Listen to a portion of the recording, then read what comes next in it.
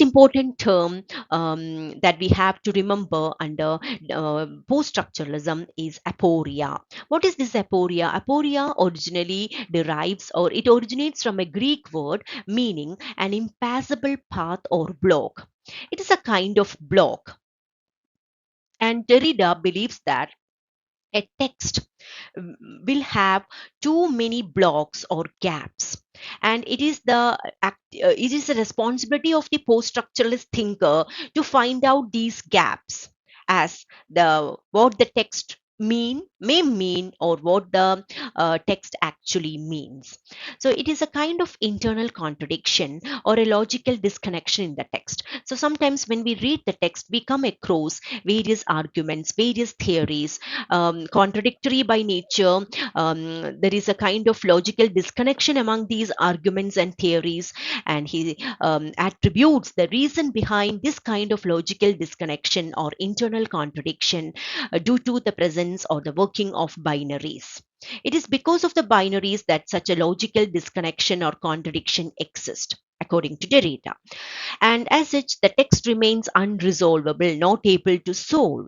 And So, in this situation, neither of the term or neither of the binaries is privileged, because both are necessary for each other's existence and none can be dismissed. So, this kind of situation is termed as aporia. So, aporia indirectly opposes this binary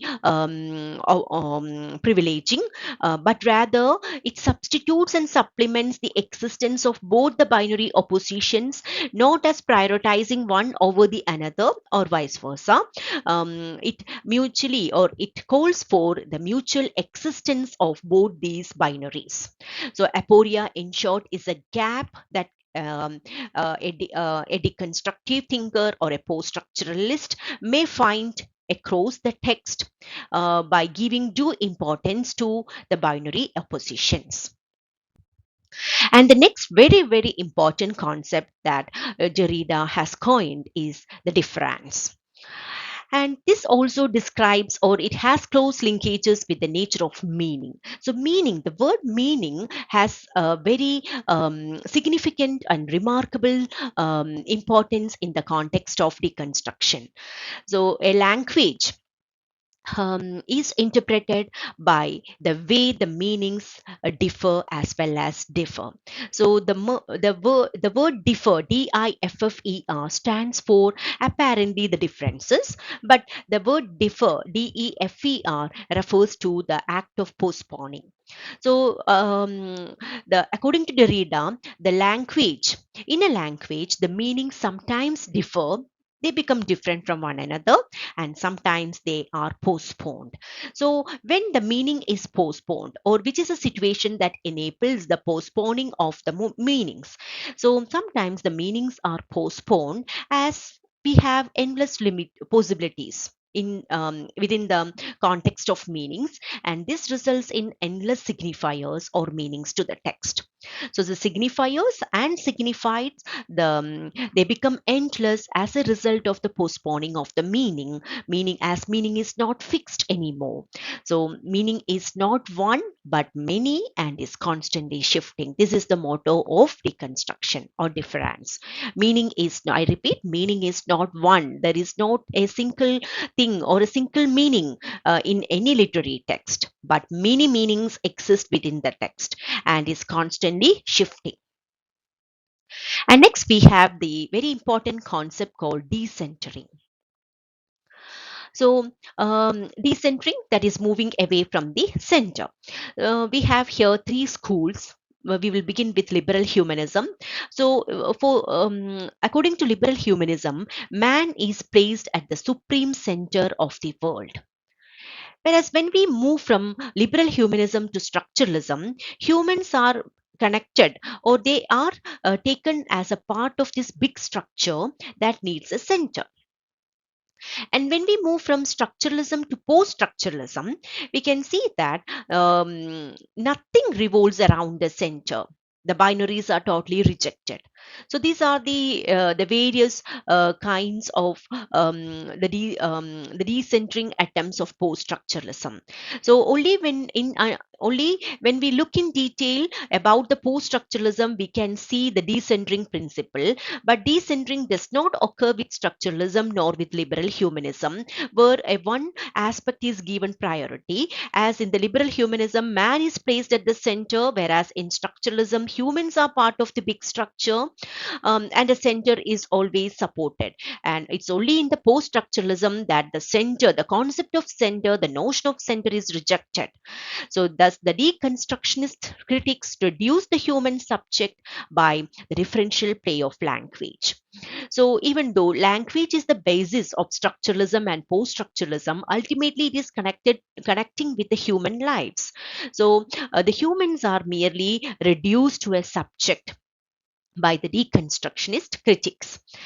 And some critics, they have considered decentering as an anti-humanistic idea, or against the humanistic tradition, because they interrogate each and every belief system by reducing humans to mere subjects. This is a sharp criticism against deconstruction or decentering. Now it is time to bring out the clear-cut difference between structuralism and post-structuralism. It is very clear from the discussion that structuralism is not one and the same as post structuralism, and similarly, post structuralism carries or it has a strong opposition to structuralism.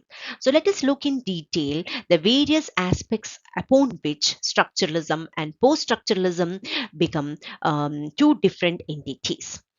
Under structuralism, meaning is monolithic. Monolithic means single. Structuralism always emphasizes the existence of a single meaning, whereas post structuralism always upholds the notion of multiplicity of meaning. Under structuralism, the system is organized and coherent, whereas under post structuralism, the system is disorganized and incoherent. Structuralism rejects the universality of structure. Um, Structuralism promotes the universality of structure, whereas post structuralism rejects the universality of structure. So, finally, structuralism negates the differences. It never accepts or never takes into consideration the world of differences, whereas for post structuralism, the differences exist among the systems, discourses, and human beings. And so, it is very clear from this comparative analysis that structuralism is meaning centered, and similarly, when it comes to meaning, it has a monolithic dimension to the meaning. Then it attributes an organized and coherent structure to the system, then universality of structure, and it negates differences. Whereas post-structuralism believes in the multiplicity of meanings, then disorganized and incoherent system rejects the universality of structure, and it also believes in differences. So these are my concluding remarks on post-structuralism. Post-structuralism traces the meanings resulting from differences between the words. So differences play a very important role in post-structuralist activity. It is through the differences that meanings are traced from the words. And again, words do not have a fixed reference point. But instead they have multitudes of possibilities. Every structure can be deconstructed as it has contrasting elements. Essence is encapsulated in deconstruction, and deconstruction is a search for multiple meanings. Deconstruction always brings out the plurality of meanings residing within the text. This is one of the major tasks of deconstruction, to bring out the plurality of meanings. And language is unstable and undetermined, subject to change.